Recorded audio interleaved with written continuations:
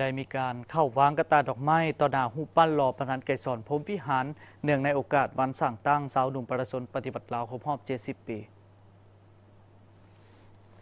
ในตอนเช้าของมื้อนี้ที่พิพิธภัณฑ์ไกรสอนประธานไกรสอนพรหมวิหารคณะเลขาธิการศูนย์กลางสาวหนุ่มประชาชนปฏิบัติลาวนำโดยสหายมอนไซลาวโมซ่งกรรมการสำห้องศูนย์กลางพรรคเลขาคณะบริหารงานสาวหนุ่มประชาชนปฏิบัติลาวพร้อมด้วยพนักงานศูนย์กลางสาวหนุ่มและคณะบริหารงานสาวหนุ่มกระทรวงองค์การและนครหลวงเวียงจันทน์นำเอากระตาดอกไม้อันสวยสดงดงามและหอมหวนมาคำนับรูปหล่อของประธานไกรสอนพรหมวิหารเนื่องในโอกาสชมเชยวันสั่งตั้งสาวหนุ่มประชาชนปฏิบัติลาวครบรอบ70 ปีคือวันที่14 เมษายนปี 1955 54 เมษายน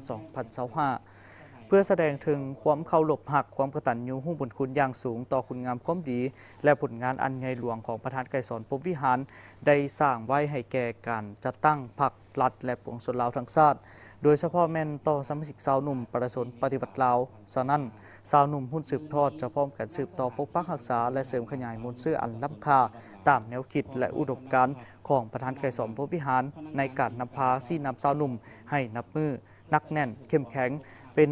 กำลังประจันบานนำหน้าและเป็นผู้สืบทอดภารกิจปฏิบัติของพรรคของชาติด้วยความจงรักภักดีให้สมกับนามยศที่ประธานไกรสอนพรหมวิหารได้มอบให้กับสาวหนุ่มที่ว่า